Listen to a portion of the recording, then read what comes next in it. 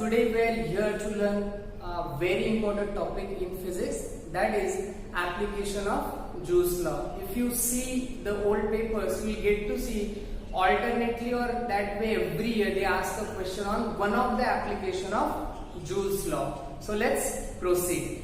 Fine. Now if you look at the application, we have multiple applications of Joule's law such as electric bulb, electric fuse, electric heater, electric iron, electric geyser, electric oven, toaster, and n number of applications, right? Out of that, we have two applications in our syllabus, that is bulb and the fuse.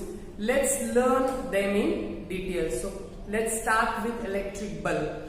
If you observe electric bulb carefully, the old-fashioned bulb, we call them as incandescent bulb, right? They look like somehow this. I'll draw for you.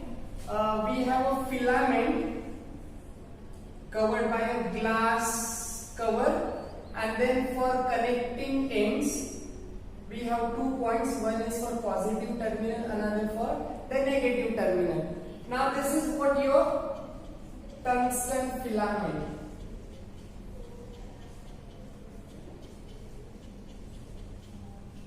And this is your glass envelope. Now you wonder how come electric bulb has direct relation with Joule's law. We know that Joule's law gives us the heat produced in a device. Now see, it has a direct relation with your Joule's law. The link lies here, the tungsten filament. If you should know why tungsten filament. There are multiple options available. We can select any metals, any non-metals, metalloid we can select, but we have gone for tungsten filament, and you know that Thomas Alva Edison have tried 919 different materials, and finally he concluded that tungsten is the best filament to be used in a bulb. Why? The reason lies here, it has very high melting point, that is roughly about 3080 degrees Celsius, and it offers very high resistance or high resistivity. तो इससे क्या होगा? We know that if more will be the resistance, more will be the heat produced, and this amount of heat energy or some amount of heat gets converted into light. तो simple है, जितना ज्यादा resistance उतना ज्यादा heat और उतना ज्यादा light create होगा, right? And this light can pass through और can come out through this transparent glass envelope. So this is how Joule's law is directly connected with functioning and working of your electric bulb. These days we are not using those, but still the principle remains same. So I conclude electric bulb consists of a tungsten filament covered with a glass envelope. Tungsten filament has very high melting point and high resistivity. When current flow through it, due to high resistivity, high heat is produced as per the Joule's law, and that heat energy gets converted into light, and we could see the object. Now let's move for the second application, that is electric fuse. Let me tell you, electric fuse is a safety device. And that is connected in a series with other electrical devices or electronic devices, right? How does it looks like? I'll show you on screen. You need to observe it carefully. Again, we have a thin wire encased in a glass envelope, and for connections we have two metal caps. So over here, and after this we can connect any of the device such as your LED, such as your fridge, such expensive devices can be connected. Now how this help us? Okay, we'll see. What happens? For that we'll take a circuit diagram. This is what your LED at home, at your house, right? And before this LED TV we can have a fuse in series with it. Let us connect across the supply for its functioning. Okay, close the key.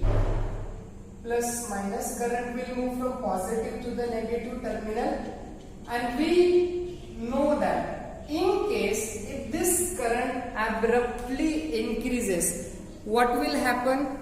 As per the Joule's law, if current increases, heat produced will be more.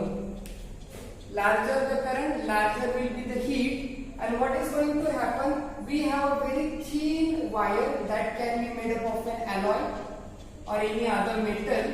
It is very thin, okay, so that it gets heated up and the wire melts because of excessive heat, and that excessive current will not enter into an LED.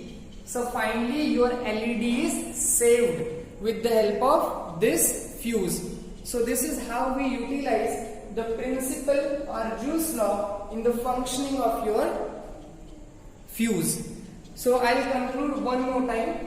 Electric fuse is that way a safety device. It is always connected in series with other devices.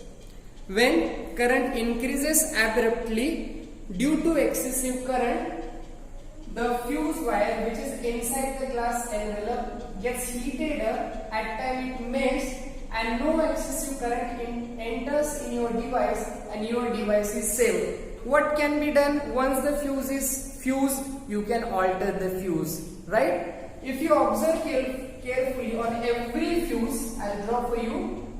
This is metal contacts or metal cap. Inside we have a fuse wire. This is a fuse wire, right? And this is what your glass envelope again, to see whether wire is continuous or broken.